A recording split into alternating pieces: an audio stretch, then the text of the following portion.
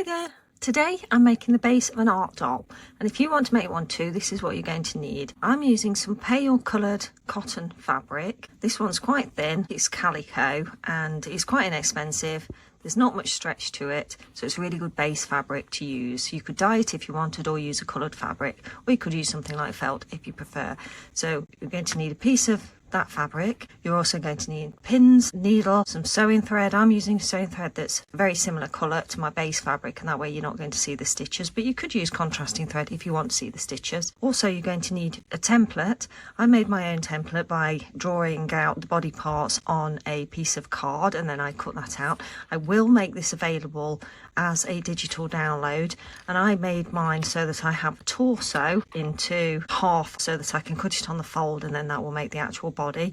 You cut two pieces for the torso, and then I made my legs so that they are jointed, so they fold, and I've made a thigh and a bottom leg part, so you need 4 of each of those because we're going to sew them back to back. And then also I made my arms so that they would move as well, so you would need 4 of each of those, and obviously a decent pair of scissors as well. And I nearly forgot, some tweezers are really great for turning your fabric the right way round. Use your template to make your shapes on your fabric. I put 4 pieces of the fabric together for each piece of my arm and legs, and that way I can cut them all out together and they'll all be the same. Now when you put your template on, I'll make a line around it so you know where to cut, but basically if you put your template down, then just cut about ½ centimetre all the way around so that you've got plenty of space for sewing around.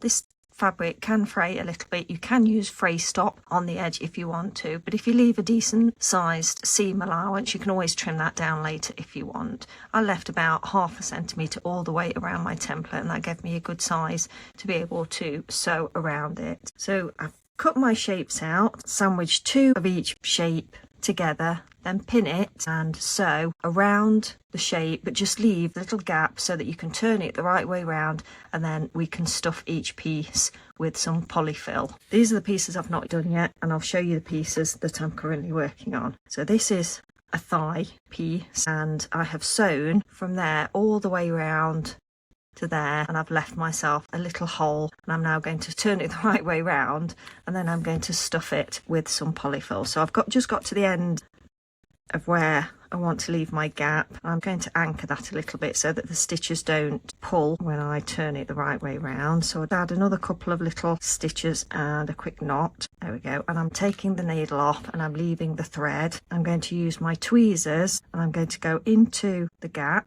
grab onto the fabric at one end and pull it so that it comes through the gap to turn it the right way round. And then you can use the tweezers inside to push the fabric to the end. I'll do the same the other side.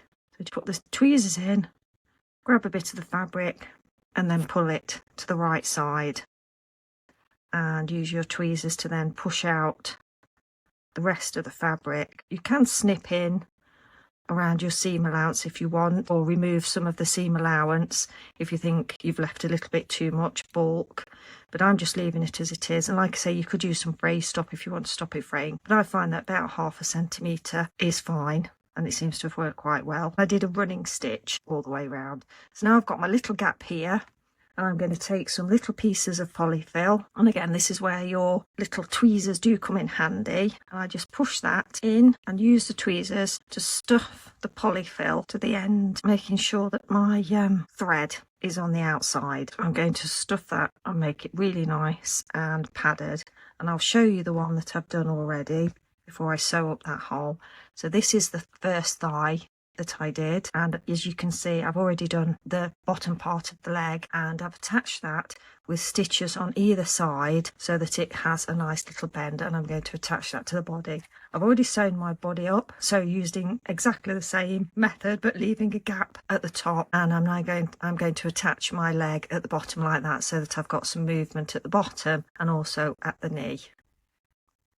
And that's what it will look like. So I'm going to get on with that, and I'm going to finish stuffing this, and I'm going to then sew up the hole. So when I've added enough stuffing to the little part, I just make sure that it's tucked well in and away from the stitching. So I go in from the inside and pull my thread tight, and then I go to the other side, approximately the same space but on the opposite side, and then pull that thread and then go back in a little bit further away on the other side, and that just pulls it together and just knits it together. I close my hole doing this, it sort of laces it up, and I do that all the way up to the top. And when I've reached the top of my gap, then I just add a couple of extra stitches right at the top there. You can see it's laced it together really well, and then I go round to the other side and I just add another couple of stitches. But at this point I put my needle through the loop and I tie it so that it sort of knots itself. There's the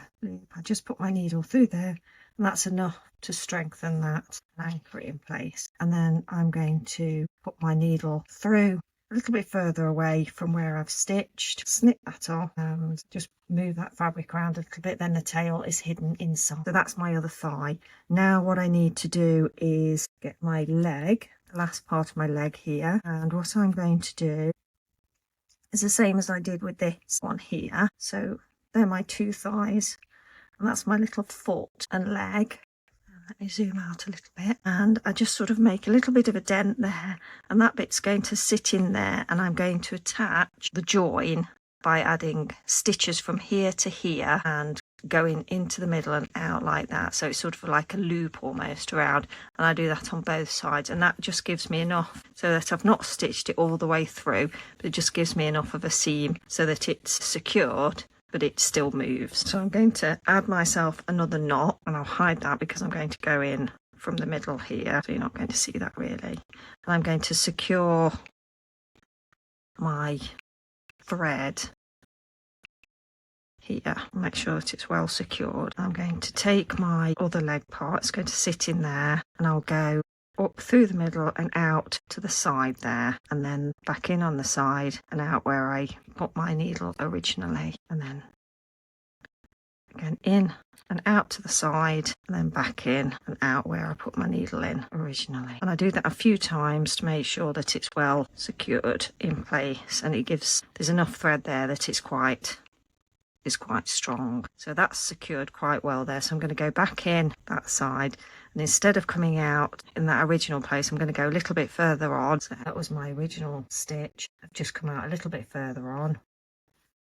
I'll pull that tight, and then I'm going to go in just opposite and then come out the side there, and then I'll go in at the side and come out where I put my thread originally. I'll do that again. So I'll go in opposite, out to the side. So I'll do that a few times.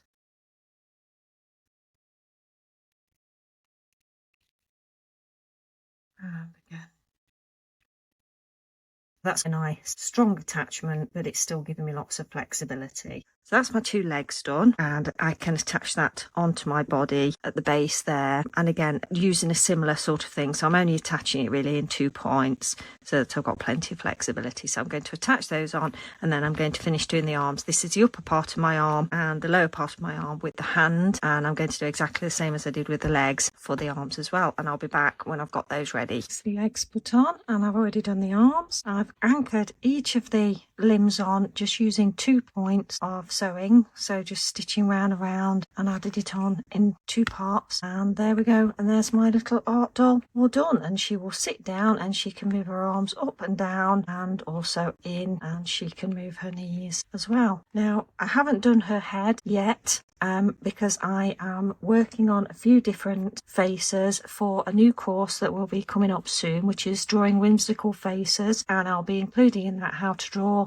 faces on fabric as well, or add faces to fabric for dolls. So if you're interested in that, there is a link below to sign up for the waiting list. That's it for today's video, and I shall see you in the next one. Look out on the website for the template for this lovely little doll, because it's really handy, and then let me know if you join up to the course. You take care. Bye.